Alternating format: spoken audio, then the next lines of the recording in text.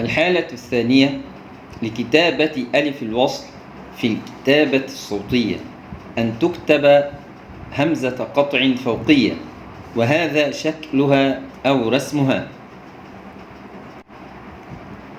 كيس كدوا بنلسان ألف وصل دلمت لسان سورة هي منليس همزة قطع فوقية دن إني أدلة لوكي سنية، وهذا مثال على كتابة ألف الوصل في الكتابة الصوتية همزة قطع فوقية. دن إني أدلة شنتو بن لسان ألف وصل دلم بن لسان سورة همزة قطع فوقية. تأمل معي هذه الجملة المحادثة الأولى. هذه الجملة مكتوبة كتابة إملائية صحيحة. لهد ننسى آيات إني المحادثة الأولى. آيات إني دي توليس دينان إجاء yang betul، لكننا نريد أن نكتب هذه الجملة المحادثة الأولى كتابة صوتية صحيحة. تيتبي كميمه توليس آيات إني المحادثة الأولى بنلسان سورة yang betul. تأمل معي الكتابة الصوتية لهذه الجملة المحادثة الأولى. لهد ننسى يا ابن لسان سورة دلم آيات إني المحادثة الأولى. وتأمل معي أيضا ألف الوصل الموجودة في أول كلمة المحادثة.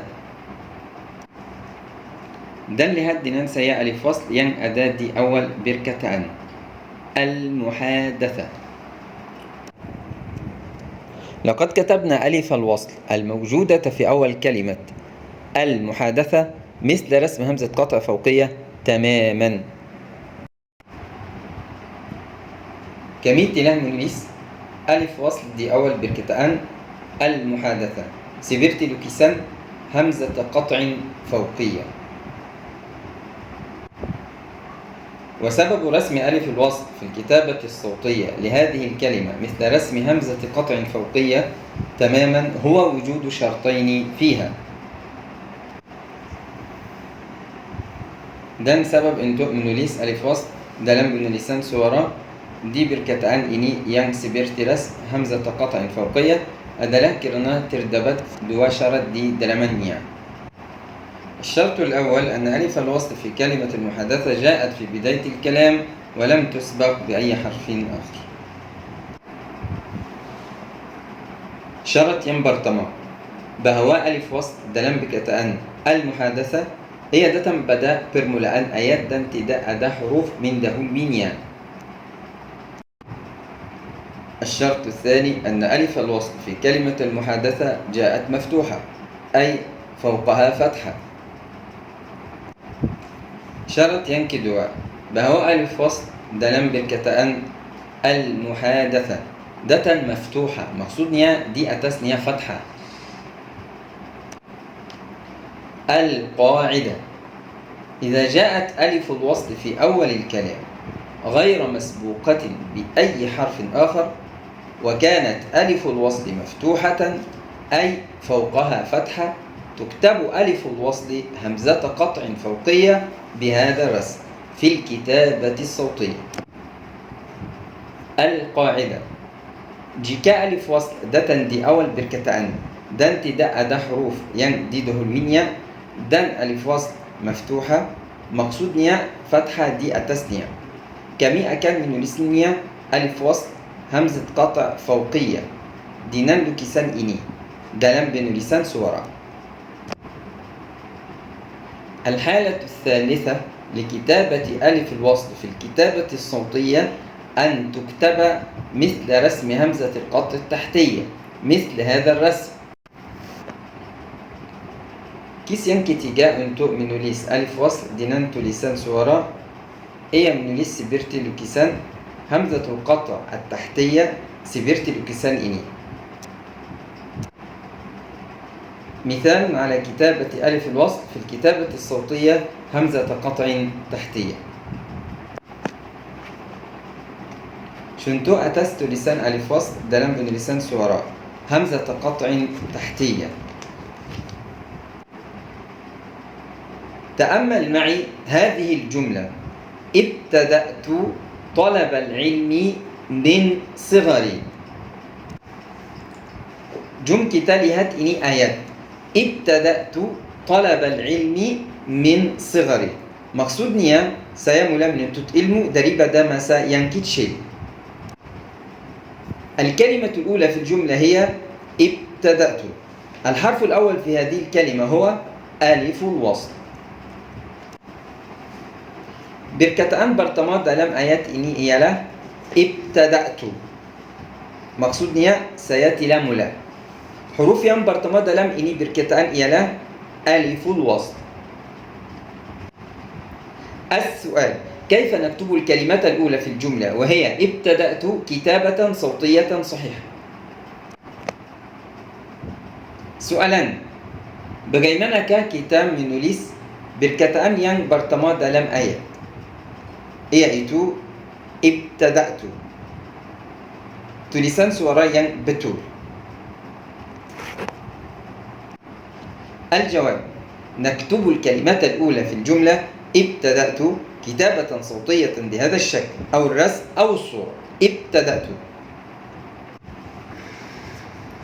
Jawaban: kami menulis perkataan yang pertama dalam ayat ibtada'tu, tulisan suara seperti ini lukisan ibtada'tu. تأمل ماذا حدث لألف الوصل الموجودة في أول كلمة ابتدأت عندما كتبناها كتابة صوتية. لقد تم كتابتها همزة قطع تحتية. Lihat dengan saya apa yang berlaku kepada alif wasl yang di perkataan yang pertama ibtada'tu. Apabila kita menulisnya dengan penulisan suara, ia telah ditulis همزة قطع تحتية.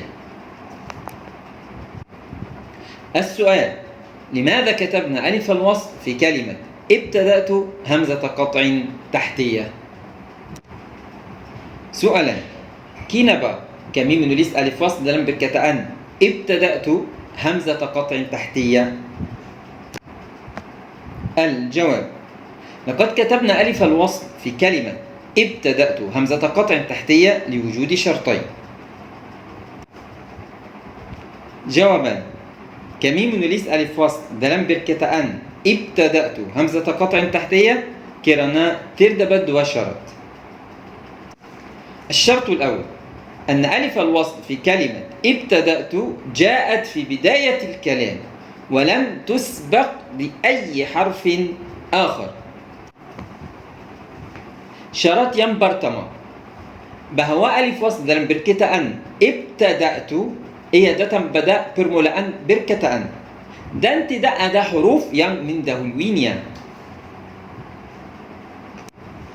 الشرط الثاني أن ألف الوصل في كلمة ابتدأت جاءت مكسورة أي تحتها كسرة. Syarat yang kedua, bahwa alif wasl dalam perkataan ibtada'tu ia datang maksura. Maksudnya di bawahnya ada kasrah. القاعدة: إذا جاءت ألف الوصل في أول الكلام غير مسبوقة بأي حرف آخر وكانت ألف الوصل مكسورة أي تحتها كسرة تكتب ألف الوصل همزة قطع تحتية بهذا الرسم في الكتابة الصوتية.